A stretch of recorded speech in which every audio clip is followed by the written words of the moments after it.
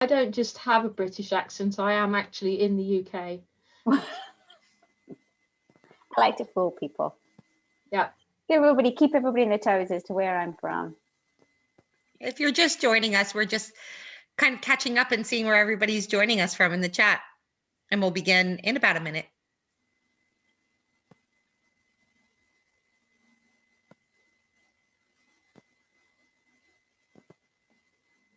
Chicago, Michigan.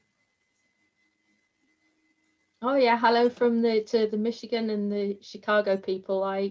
Many years ago I worked for a business that was based in Racine, Michigan, and I thoroughly enjoyed visiting that part of the world many times.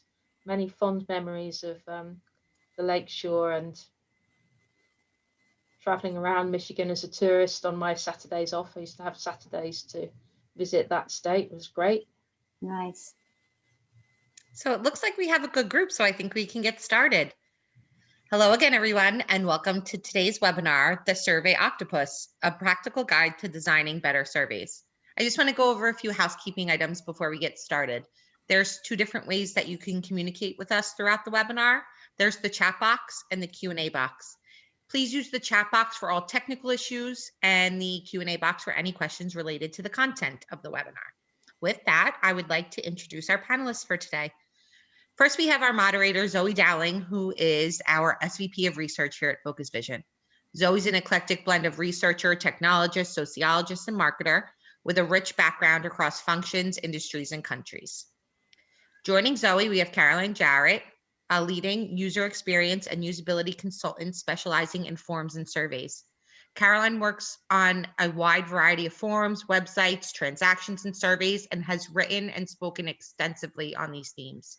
I know Zoe has a few intro words that she would like to discuss. So Zoe, would you like to get started? I will do. Thank you, Rachel. Good morning, good afternoon, everybody. Thank you so much for taking the time to join us today. I'm going to say I'm absolutely thrilled to have Caroline join us and share our wisdom, her wisdom with us. I had the privilege of meeting Carolyn. Do you know Carolyn? I think it's been about 10 years, maybe a bit longer. Yeah. Definitely, yeah. We worked together. So when I was at Kantar, we had a large initiative to improve respondent experience, and we engaged Carolyn as a consultant and did a lot of different types of work, some usability on surveys and so on. And that work still actually impacts how I think about survey design today. So I learned a lot from Carolyn then. I'm looking forward to you all learning a lot from her today. As you have heard in her bio, Carolyn has extensive experience in design, usability, and surveys and forms. And I'm really pleased that she's taken this expertise and written it up in a book that's just about to be published. It's called Surveys at Work. You can see it on the screen there, Practical Guide to Designing Better Surveys. And really, that's what we all want. We want better surveys. We want better data quality, because that means better insights. That means better business decisions. And we at Focus Vision, we talked quite a bit about data quality in our recent webinars. For example, if you've missed our deep dives into sample, where we brought in our Focus Vision Decipher sample marketplace partners for this kind of educational discussion around, what is the world of sample today? How does it work? And because we as researchers, if we understand that, then we can make better decisions about what we're doing and how we're looking at our data. And I think this whole conversation around data quality, this is a good continuation of the conversation. But a step back, think about the survey process as a whole and how each step impacts the end results, how each step impacts data quality. So with that, I'm going to turn it over to Carolyn. She's going to be introducing us to her Survey Octopus. I love her way of talking about the many issues that make surveys one of the most challenging methods, and how she really helps simplify it in a really good way. It makes it understandable. So over to you, Carolyn. Thanks very much, Rachel and Zoe. And yes, it's got to be at least a decade, possibly more, since we first met. And I learned so much from that work at Kantar. So here we go on surveys that work. And one of the things that I always sort of ask people is, well, what would you do for $1? Because one of the things that really surprised me when I first started reading about surveys was the well-known result that with a mailed survey, you get a better influence on your response rate if you include a dollar bill in the envelope, rather than promising people guaranteed $10 later. That's always quite surprised about that, particularly because from my point of view, where did that idea come from? And it was part of my investigation, really, into why do people answer questions? Why do people answer questions? What makes them respond? And that particular result came out of a number of results in the survey literature. I started reading into all of that because, as Zoe and Rachel mentioned, really I'm the form specialist. So what I'm most interested in is how do we persuade people to answer forms accurately and without too much fuss. And there's almost no literature around on forms, but I discovered there was a very rich literature in the world of survey methodology and started to read it. And then I found out, for example, that Don Dillman is one of the heroes, I'm sure, to all of us as a survey methodologist. And I discovered his book back, 20 years now, where he thinks about that dollar in the envelope problem as being part of a social exchange that's happening around surveys. So I've simplified that into this diagram to say what happens with the dollar is that it demonstrates some trust, like the person who sent the dollar trusts you to actually fill in the survey. And there's an immediate reward. The perceived reward is you've already got the dollar, whereas the guaranteed $10 later is actually a bit more effort. And what we're balancing is how much do people trust us when they get that invitation? What do they think will be the perceived reward and how much perceived effort? And I found that that was quite compelling to me as an explanation of whether people will answer my questions on forms and indeed on surveys. So I thought there's a lot in this survey methodology stuff and started to read a lot more about it. And for example, over the years, I've asked many people in various survey training courses and contexts, would you answer this survey? And I've yet to find anyone who puts their hand up and says, yes, I would answer that survey, because there are elements of this which undermine trust. It looks kind of spammy. Even for something 10 years ago, it was pretty spammy.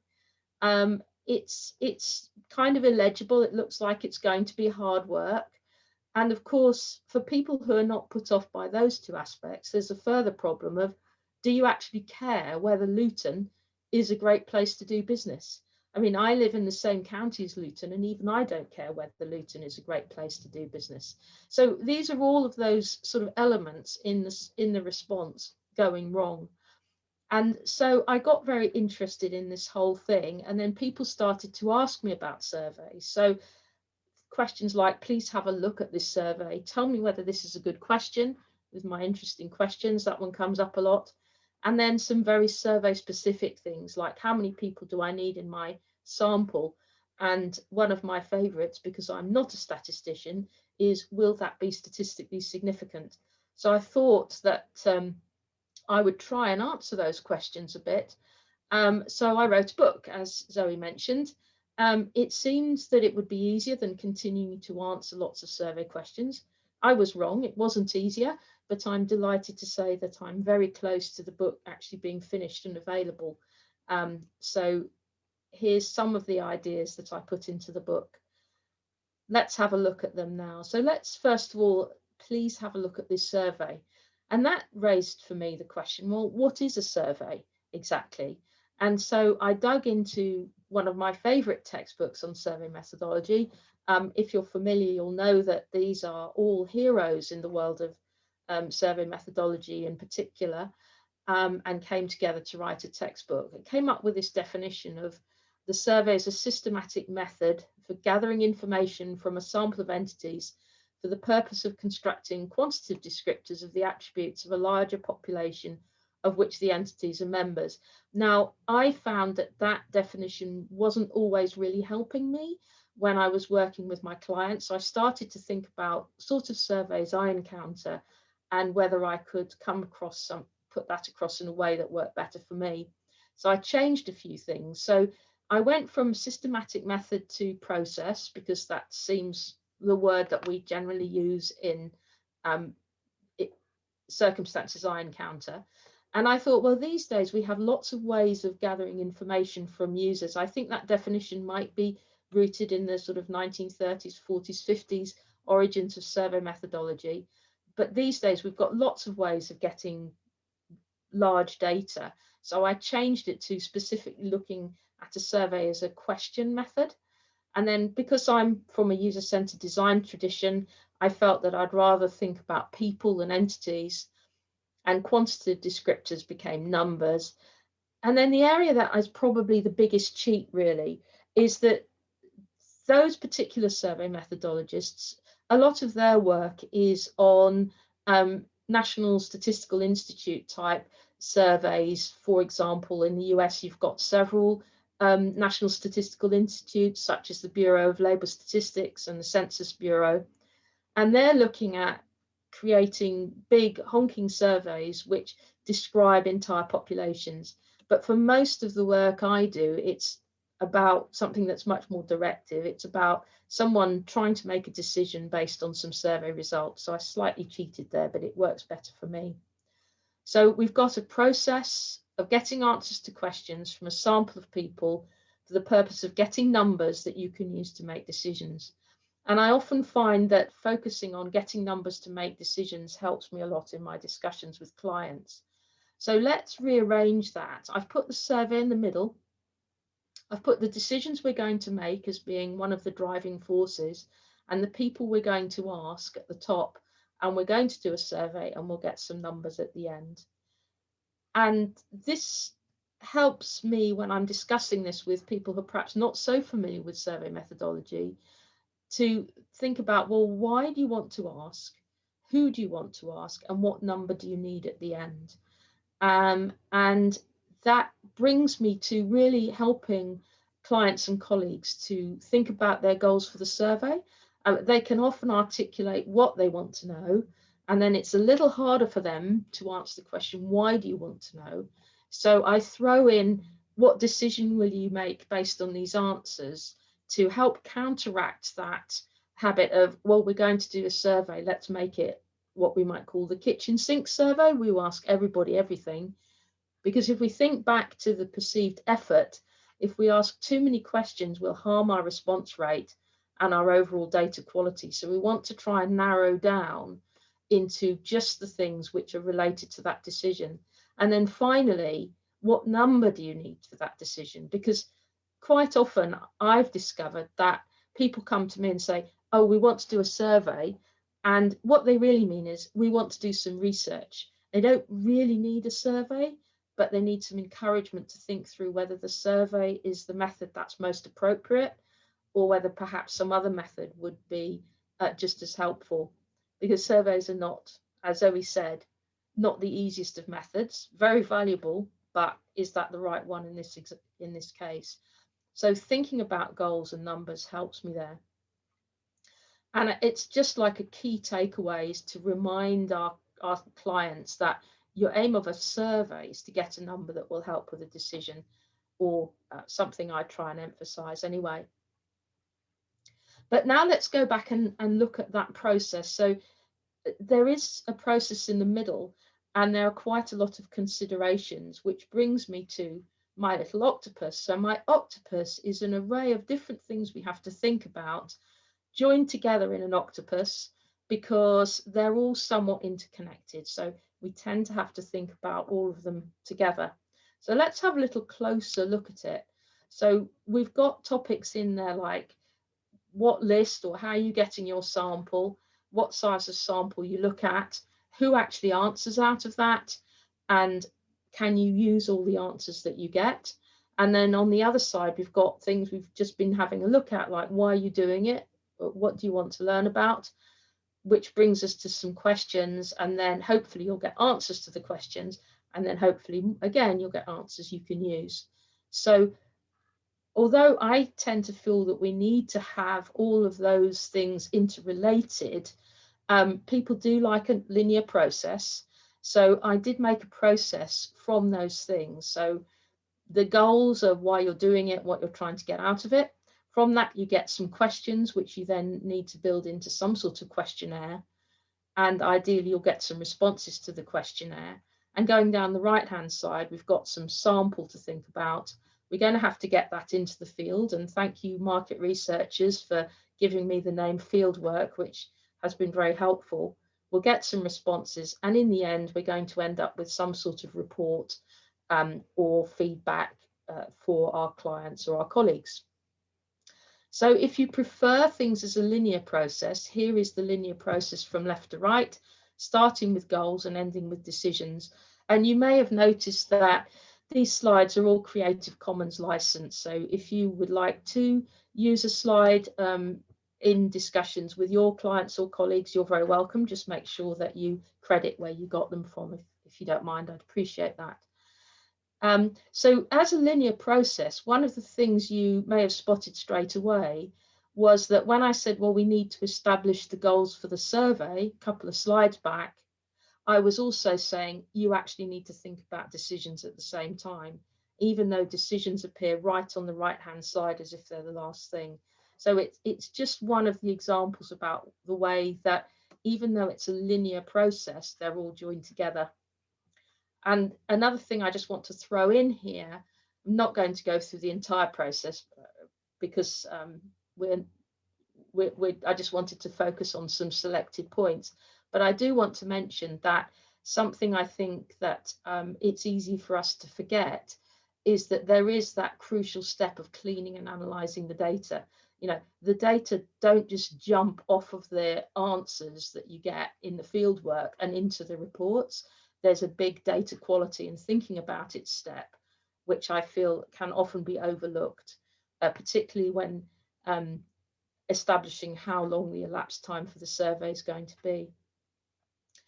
So, but let's just look at another detail, which is people will ask me, is this a good question? And of course, that's a very good thing to ask. And let's just have a look at one particular question, which I think is quite controversial in some circumstances, which is the would you recommend this to a friend or family member question, which is known to many of us from the NPS score.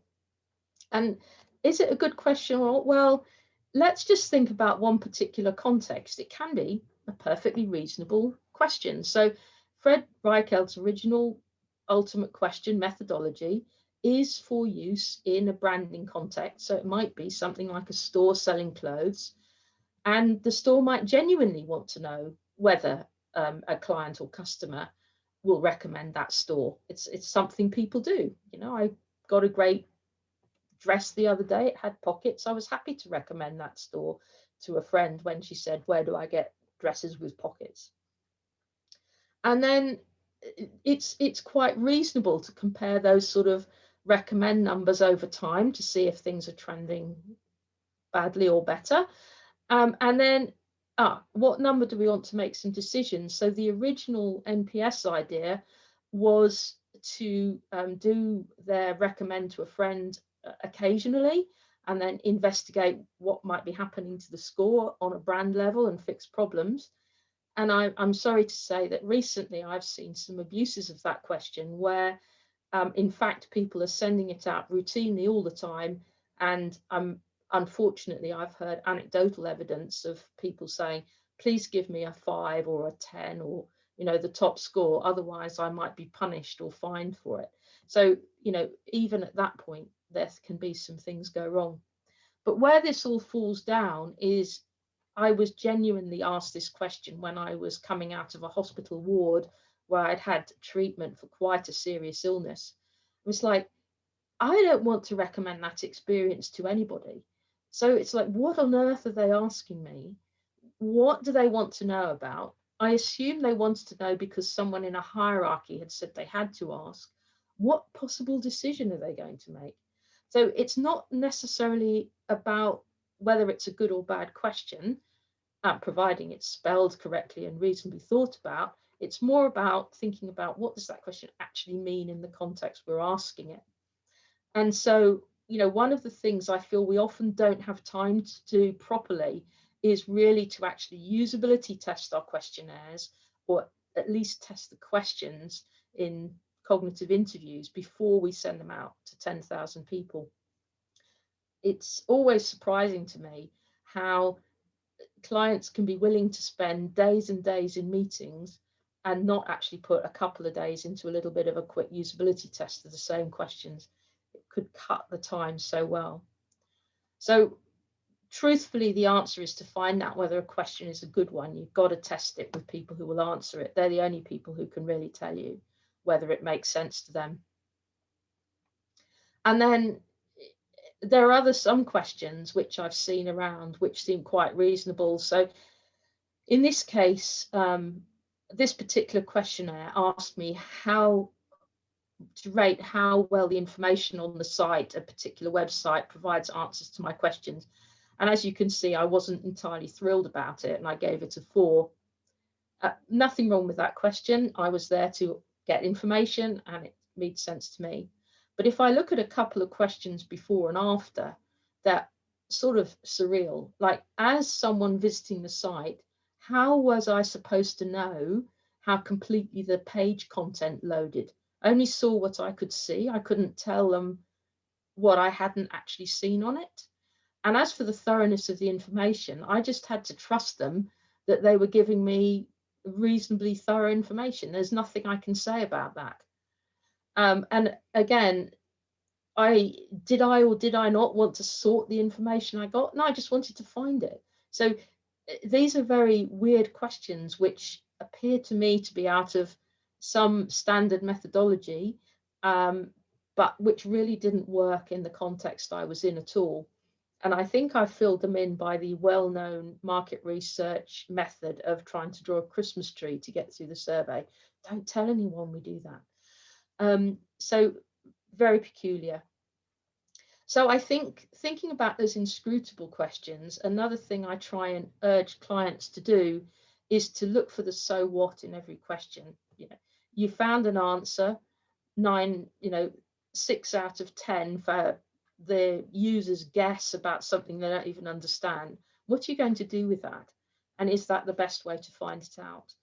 Or could you do something else, like asking the people who are working on the performance of the site what the characteristics are for how quickly pages are loading, and not go anywhere near users or customers for that type of question? I guess we looked at one thing in a bit of detail about a good question, but I want to take us on a little journey around the octopus, which comes from how many people do I need in my sample? We're going to have a look at various considerations, and surprisingly, I'm going to start over here with who actually answers, because the number of people we ask depends on the number of people who answer compared to the number of people who ask. Our response rate.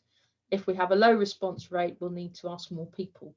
So that's, first of all, what's my response rate? And as I saw right at the beginning, my response rate depended on the perceived effort, which is things like how many questions. Oh, sorry, I forgot. In this case, let's say a client says, well, I want 10,000 responses. Nice round number. Whether they'll answer depends on things like what you're asking about and how many questions. So in this case, my client might say, I've got 20 questions. Well, okay, it's quite hefty, but it's not the longest questionnaire I've ever seen, so that's not too bad. And then that's about the perceived effort. Then I need to ask my client about perceived reward. Why are you doing it? Why are you asking? Is helping your organization a reward in itself, or is there some other incentive? And typically the client might say something like to me, we're going to make improvements to our website or process. Okay, lots of customers might be keen on that, so that's a reasonable incentive. And then how do the people you're going to ask actually feel about this? Not all customers are equal. I mean, for example, for many years, I worked with UK tax authorities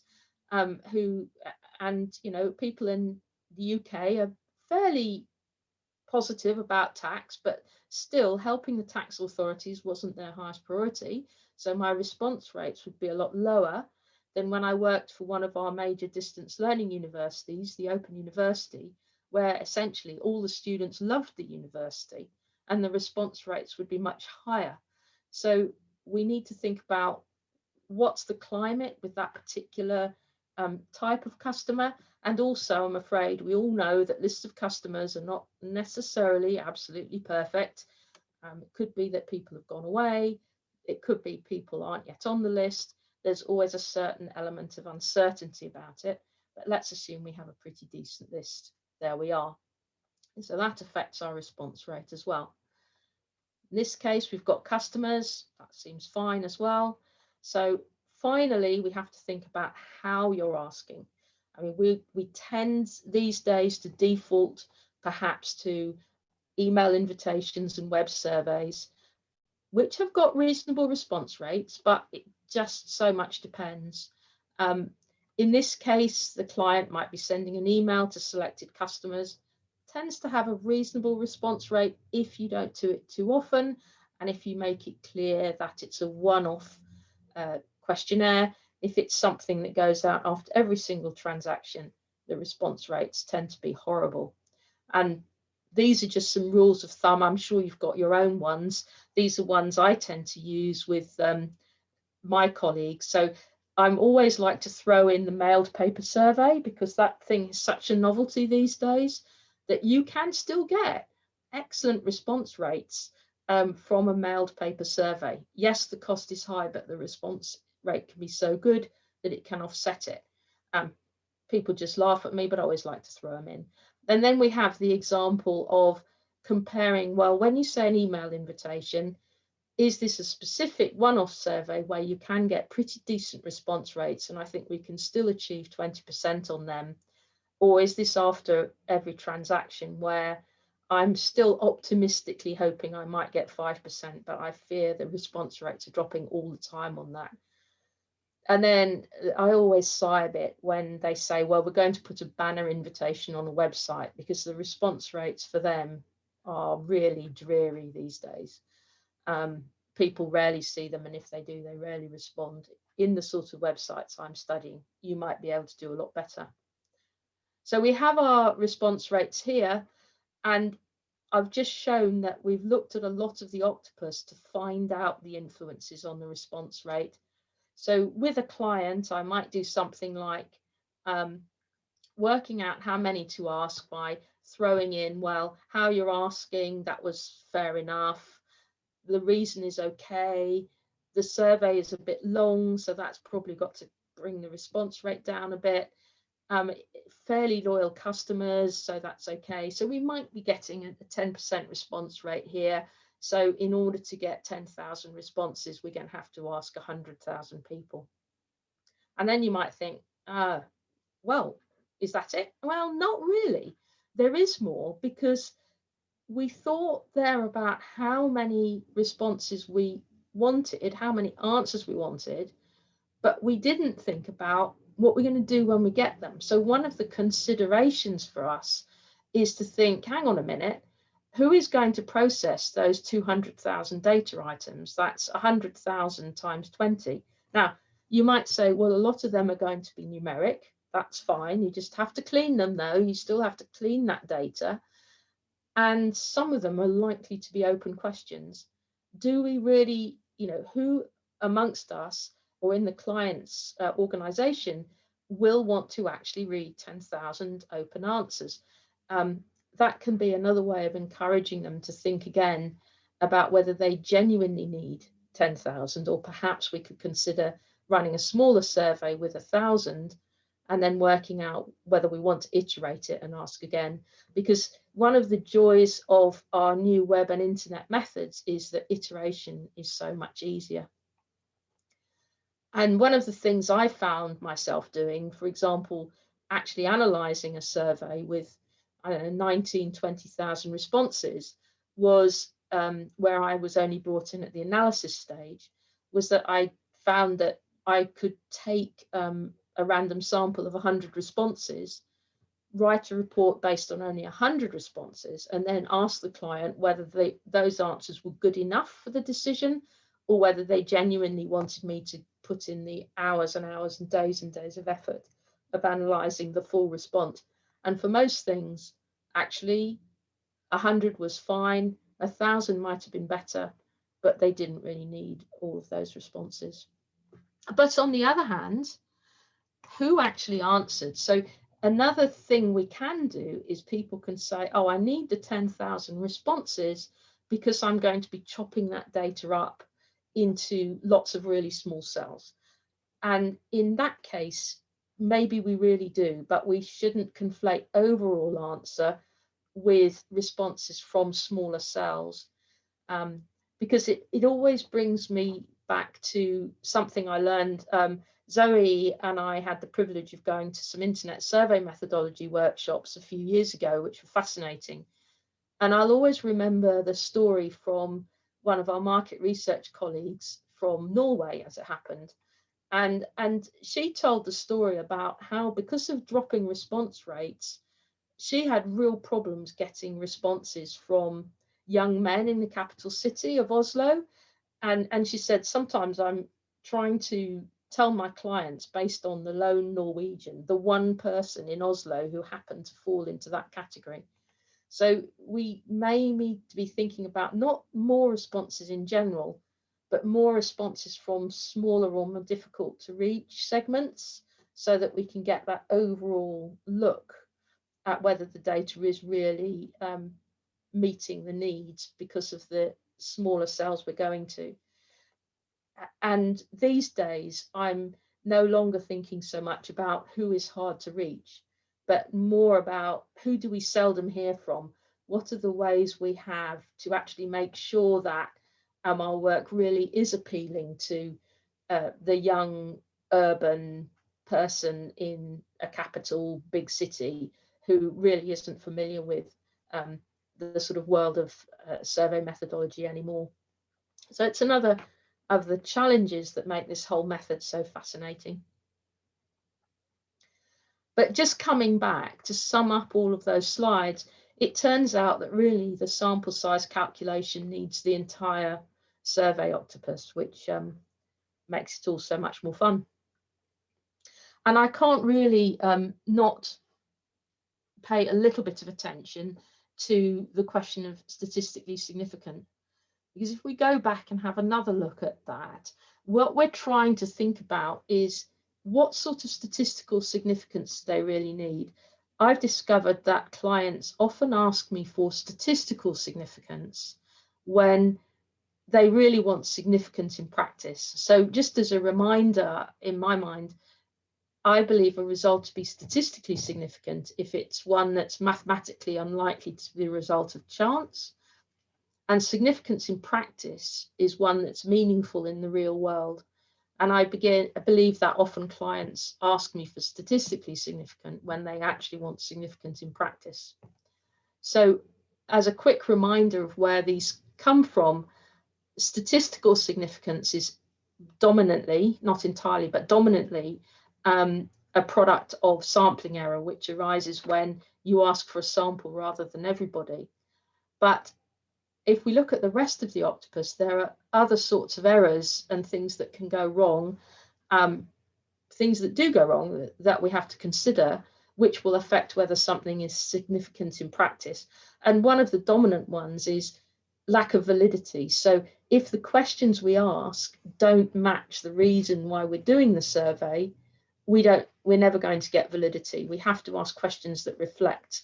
So if we think back to my question about the hospital ward, the question that I was asked, would I recommend this to a family or friend, made no sense to me. So I wasn't able to give a good answer. And so whatever reason they had for asking it, they were losing validity because the question wasn't matching the reason.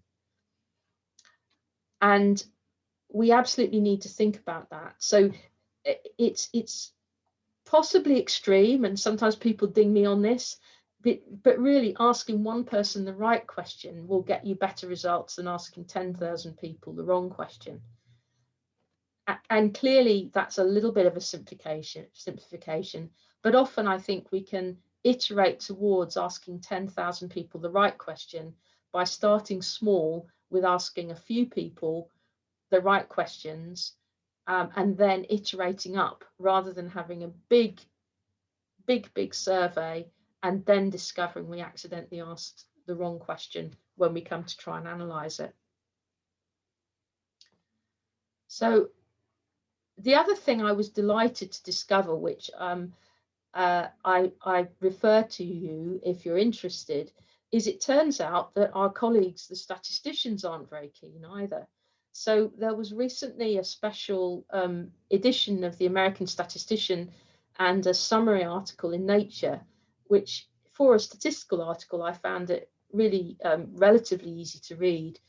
And it was several hundred of the most eminent statisticians pointing out that statistical significance is not necessarily the ideal tool. It has its merits as one of the tools in their toolbox, but it tends to be the only tool that people reach for and not necessarily the first choice. So I do like to refer people to that if they want to read further into the headline results. And then there's also a whole bunch of fascinating and relatively straightforward papers that discuss aspects of that problem.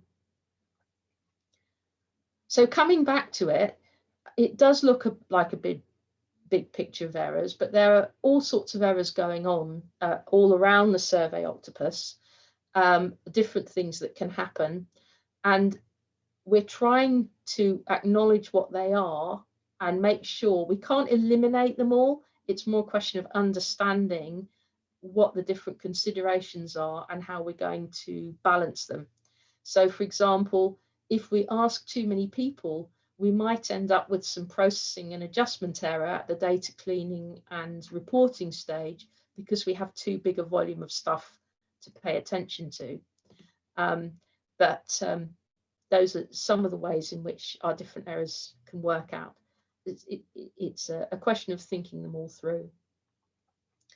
And so really, the key point there is that significance in practice comes from making good decisions throughout the survey. It's not just a question of a calculation based on a number of people in the sample. And what we're trying to do overall to get that practical significance is to get the best number you can within the different constraints that you have. So just going to coverage error, what happens in coverage error is when the list that you sample from doesn't exactly match who you want to ask. And I was having a really interesting chat with a colleague about this the other day, where for very good reasons, my colleague decided that she was going to use a sampling method that relied on people having an email address and internet access.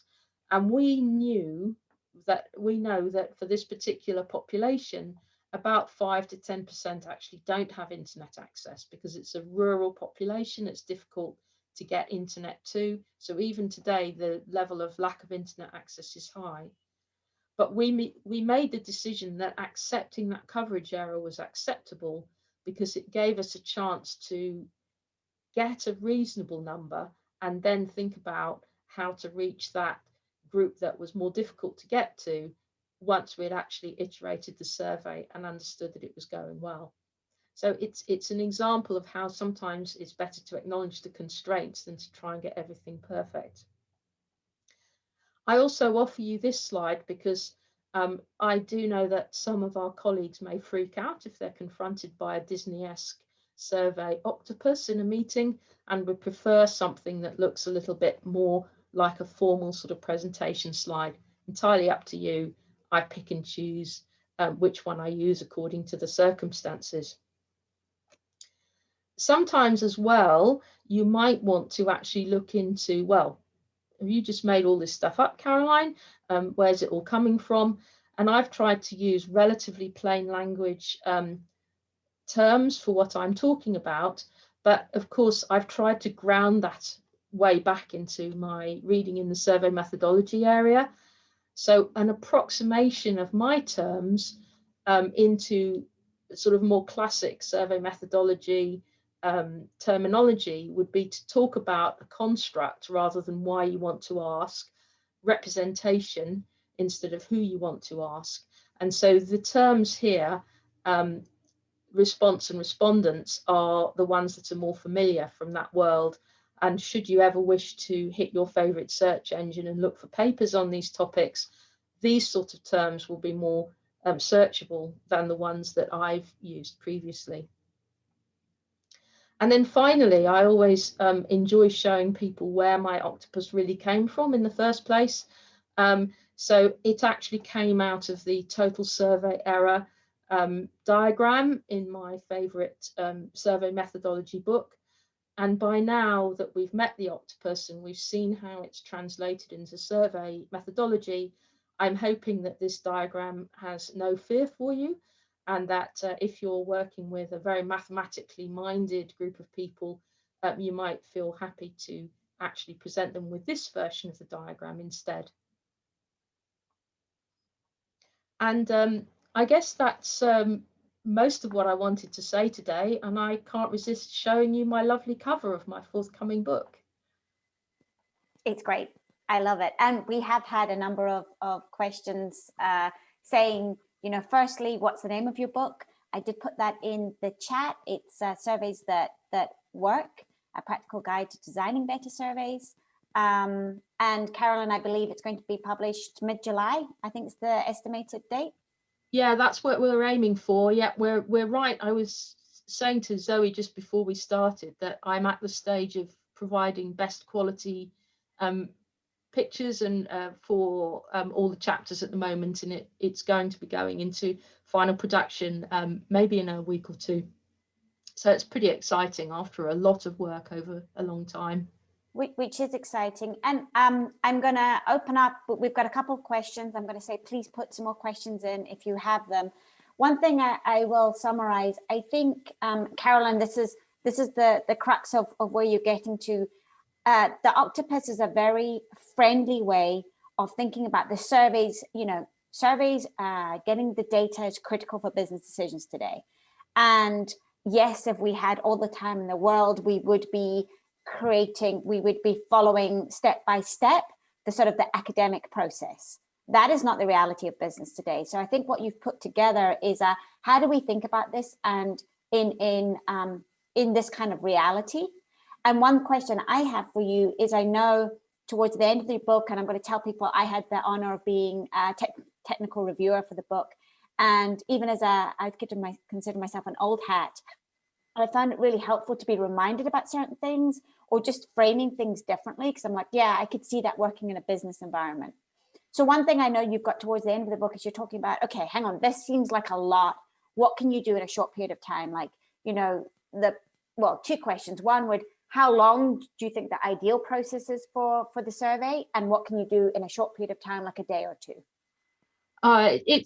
Even the most classic of survey methodologists make compromises all the time. I mean, in the UK, we've got our 10 yearly census going on at the moment, and they start the work for the next census before they finish this census. Yeah. So it takes more than 10 years to do a 10 yearly census, which is invaluable. I mean, it's a wonderful thing, a census, this sort of big national census, but it's only happening 10 years, and yet 10 years ago nobody even knew we would have a pandemic, and here we are, you know. So we have to have ways of doing things which sometimes are the great big thing, and sometimes are the little thing, and sometimes there's somewhere in between. So again, example from survey methodology is that I believe, for example, French survey censuses are now based on a sampling method rather than the ask everyone. But coming back to the practicality of this, I was going through one of my hundreds and thousands of editing loops one day, and I was feeling tired, and I'm thinking, goodness me, do I really have to do all this stuff just to do a survey? And so I thought I better put in a little chapter at the end, which is borrowed the title from my friend Steve Krug, who wrote a book about web usability called Don't Make Me Think, which some of you may have come across. And he has well, what's the least you can do? And so I thought, well, actually, there have been circumstances in which I've turned around a really, really sharp, really tiny survey, 2 or 3 questions maximum, like maybe one question that's useful for a decision, one question that's about assessing the representativeness of my sample in some way, 3 questions max, get it out within a day. Is it possible? Yes, it is. It absolutely is. You're going to have to be sharp, you're going to have to be short, you're going to have to be limited in the number of people you ask, but you can really turn it around if you absolutely have to. And, you know, what can you do in a week? well, of course, if you could give yourself a week of elapsed time, you can do a lot more. And if you're able to actually give yourself, say, 5 days of effort, but over a couple of weeks, you can do so much more as well. I think it's quite possible to do a tight, but maybe 10 question survey that asks something useful, get it from absolutely the vague idea, we're going to do a survey, through to report in 5 days of effort over a couple of weeks. And I know that's possible because one of my reviewers for the book actually did it with the book in his hand. And he kept saying to me, do I really have to do that because I'm here? And I was able to say, yeah, you do. No, you can't skip the testing. It is important. You must actually get. And then he said, yeah, you were right. So some of those things, once I persuaded him to do it, it was valuable, but you don't have to do tons of it. You don't have to do hundreds of usability tests. You only have to do 2 or 3, and you'll learn the majority of what you need to know, and you'll be glad you did it. Yeah, no, that makes sense. And I will say as a balance, and this is much more from the focus vision perspective, but sort of combining the best practice that Carolyn's laid out and gave you a flavor of today, with utilizing the survey platform and the built-in checks and balances, the built-in things that make life easier for you, the automation. That's what technology is there for. In my view, it's there to give you time to think about all of these different other steps, and then think about, for example, Carolyn, you mentioned data cleaning a few times, and that's something within Focus Vision Decipher that we have a number of tools that help you do that quite quickly, that automate it, so it's not that manual process. You're not going through, I know, Carolyn, you're familiar with this, going through Excel files. Am I cleaning this one out? Am I cleaning this one out? That's the beauty of using a platform like Focus Vision Decipher, where there's built-in tools that can automate that, and it's going to save you a lot of time. So I think there is a balance, and that would certainly be my hope, that we're using technology to make our lives more efficient and using our platforms like that, but then also taking the time where it's needed on thinking about, what am I trying to ask? How is this data going to be used? Who's going to use it? Who are we speaking to? All of these fundamental things that you've brought up today, Carolyn. Absolutely. I mean, there's some fantastic tools out there these days for us, but they won't help us necessarily with that quality of thinking time. The tool will help you to put in an incredibly elaborate skip pattern. Will that really help you get the great result you want? And so it's important to use the quality of the tools to help save you on the questionnaire build time, and put some of the time you saved into more thinking time, and possibly more iteration time. Now it is a lot easier to build a questionnaire and get it out to a sample pretty quickly. Why do 10,000? Why not do 10, 100 and see where that gets you? Because the tool will make it easy for you to say, oh, well, yeah, I can lift that particular questionnaire, make some tweaks based on this and that, send it out again, and do a lot quicker turnaround time. Yeah, that makes sense. Hey, I'm actually seeing a question in the chat here, and I think this is a good one. So a lot of the sample that you've been talking about has been client supplied, it's customer lists and things like that. So just one thing before I go into the question, I know there's a balance between people on joining today who might be using customer lists or your own proprietary panel, and what was talked today was very relevant. If you do tend to be more on using the panel providers, then I would actually encourage you to go listen to those previous webinars, because each has their own consideration as to how you're sourcing your sample. So to the question, it would be, why would anybody want to do a survey of 10,000 people in my area, which is healthcare? 10,000 sometimes be a census. Why would anyone want to ask everybody? If you've got 10,000 customers, why would you want to ask everybody? Have I understood the Yeah, and I think it's also in many, just putting my lens on the question, please, Jerry, put some more in the chat to explain further. But, oftentimes I've seen samples that are quite, that can be relatively small compared to that. Sort of 1,000 can be quite a lot, or even, sort of 200, 500. So it's just, I guess it's also just context around, do people still look to do 10,000, you know, really large? Yeah, absolutely. And people, you know, it's even worse the smaller your population. Yeah, if you've got, let's say, my friend who was testing my book and kept saying, what's the least I can do, which was really helpful to me. His population was only 150 people, but you have to be so careful with that population not to burn them with a bad survey in the first iteration. Yeah, so the smaller the number of people you've got in your population, let's say you've got 1,000 people in a specialist healthcare job, you've got to be even more careful to get your testing right and iterate and ask as few of them as possible, because you could easily burn them and train them that they don't want to answer your survey, and then they're gone, you know. And I've seen, and again, at one point I asked some friends of mine just to do a data collection process for me on an anecdotal basis. I asked 4 people, quite contrasting people, to collect every survey invitation they got for a month, which was absolutely fascinating. What did they think was a survey invitation, for example? But I saw one of my friends getting burned by an organization because they asked her the same question 3 times. And at the beginning of the month, she was willing to answer it. And by the end of it, she was never going to answer a survey from that organization ever again, because they hadn't fixed the problem she was looking for, and she just felt belittled by the surveys.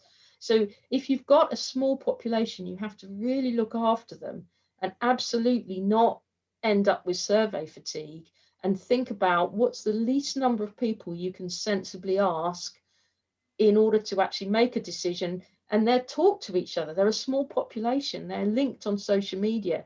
If you burn them, they're gone, and you could wreck your response rate forever. So yeah, the smaller your population, the more judicious you have to be about really guarding them, and not asking everybody until you're absolutely convinced that you've got a solid thing that everyone really, why haven't I been allowed to answer this yet, should be the thing you're trying to get them to say to you. I think a good follow-on question from that is, how do you mitigate the effect of self-selection? So for example, people who are upset with your service or product are more willing to provide those comments, or is that something you take into account in the analysis? What's your experience with that? It's I talk in my book about the zone of indifference, you know, that we can anecdotally believe that people with strong views are much more likely to respond, and we have difficulty meeting that. The majority of our people don't really care about us one way or the other. You know, you tend to have people with strong views, I believe, anecdotally, that people with strong views might be more willing to answer, whether it's for or against. One of the ways that you can mitigate, one of the ways you can deal with that is just to accept it and just say, well, you know what, we are getting stronger views from people. Let's actually think about doing more comparative or tracker surveys to see how those things are actually changing. And it's one of the more defensible uses of that recommend to a friend score, actually, in circumstances where it's actually valuable. Yeah. Another thing you can do is actually go out and interview people, find out what the issues are that they are interested in. So in the book, I talk about doing some interviews or other things to actually find out what are the burning issues for the people in the middle, in that zone of indifference. What do they want to tell you about? And if one of the rewards for asking the question you want to ask them is to offer them the opportunity to let you know about the things that are interesting to them. And I'm sure we've all seen those 1 or 2 surveys come to us where it's like a window into some sort of marketing segmentation exercise that the client wants to do, and there's no opportunity to actually tell that, you know, actually tell that organization what you really think about them. You know, so finding a way to balance the reward against the thing you need to find about can be a solution to that. And I'm going to echo that, because a big proponent of, you know, don't just ask your surveys, you know, do your online focus group or interview. I mean, you know, there's no reason, I know we are in the middle of a pandemic, but we can still talk to people, and that 20-30 minute conversation can be very helpful. a couple more questions before I know we're going to need to close out. So this is an interesting one. How do you approach situations where clients want headlines from a survey before the results are analyzed? No, I've never encountered that one before. Like, you know, to me, that's an argument really for iteration, you know, to say one of the constraints we have is when do you need the answers? And we may need to be pretty canny, as the Scots would say, about what customers, what we can offer customers, to say, if you need that headline on that date, we are going to have to compromise on some of the things we do to deliver you those results. You know, could we do a smaller survey so you get a preliminary headline if that's what you really need? If the client really needs the headline, working out how to deliver that to them by having a constraint somewhere else might be the answer. What we have to try in some way to educate clients is you can't have it all. You can't have the big numbers and the detailed analysis and the quick headline and a decent, you know, a very keenly priced low budget. You have to think about all those constraints and work out with them, you know, what is the most important to you? You know, maybe we could go, if you need quick high snapshots in order to help make quick iterative decisions in this internet age, maybe we should be thinking of what I call light touch surveys, a lot more little light touch surveys that give us a quick answer. Yeah, no, again, I'm a big proponent of that as well. But again, sometimes some of this just takes change. Takes time for the change. There's actually a couple of great questions that I don't think we're going to have time to get to. So I was trying to kind of pick the best one. I'm going to go for this one. So they're all good though. But how do you push back on clients who wish to write the survey or ask specific questions that you don't agree with as a marketer? The concern is often that questions are leading because the client wants them to say good things about the brand and the campaign. You know, so I guess the question is, who should be writing the survey? How do we push back on things that can increase bias because of trying to look for that kind of outcome? I tend to feel that usability testing can be your friend here.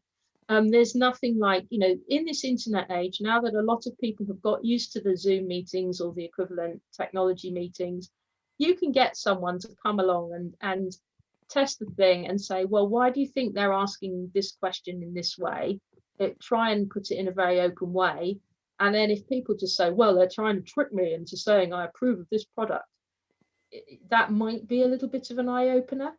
But I actually also don't know. I mean, I've assumed good intent here. I've assumed that people genuinely want to find out the answer. People, for example, in the last couple of years, I won't get political here, but I have seen occasional things which pretend to be surveys issued by certain political organisations, which clearly are not. Do you think this, please rate how well this politician is doing their job? Fantastically, unbelievably good, thrilling beyond measure. Well, that's not a survey, that's a propaganda. And if they want to do it, they want to do it. But we have to ask ourselves as market researchers whether that's appropriate, given that we've all signed up to codes of conduct, whether we should really be engaging in that. Easy for me to say because I'm not paying my mortgage from that sort of work, but it's a little bit, yeah, there's lots of things that are masquerading as surveys, which really aren't. But hey, you know, I'm not going to, I'm speaking from position of privilege. If someone needed to do that in order to feed their children, good luck to them, and I'm sorry they were put in that position. Yeah, it can be, it's a very challenging one. I think it definitely is. And this is where I feel that as far as anyone can in the position you're in, to be pushing back and saying, we really want to understand what worked. That's why we're asking these questions. And I do think iterating and combining with, and this is the great thing, you know, if you're taking your Focus Vision Decipher survey, but you can go and do your interview, Focus Vision interview, focus groups or something, combine that, use these two techniques. All right, we are out of time. There's questions. Carolyn's email's there, so if you did want to get in touch, I'm sure she'd be very happy to hear from you. Thank you so much, Carolyn. I thought that was fantastic. I'm seeing people sending some messages in the chat saying that they thoroughly enjoyed it as well. Really appreciate it. As I say, Carolyn's book's looking to be out in mid-July, Surveys That Work. I believe it will be sort of available on the usual channels. So have a look out for that. From us on the Focus Vision side, we're definitely going to continue this conversation on data quality. We have talked about cleaning the data, being part of the process, the tools that you can use within the platform to help you, to save you time so that you can think on these, these critical elements. So we're going to have a follow-up session focusing on the features within Focus Vision Decipher that can help easily identify and remove fraudulent and inattentive participants from your data set, and some other tools that you can use for helping that analysis. So very much a practical tips and tricks session. So watch out for an invite on that. And with that, we're out of time. So I'm going to hand over to Rachel to close us out. Thanks very much. Thanks, Zoe, and thank you so much to you and Caroline for joining us today. Unfortunately, as you said, we've reached the end of our time together. If there were any questions that did not get answered today, we'll follow up soon, or you can email us at webinars@focusvision.com and we will respond to your question at that time. We hope you enjoyed today's discussion and we hope to see you at future webinars. Have a great day, everyone.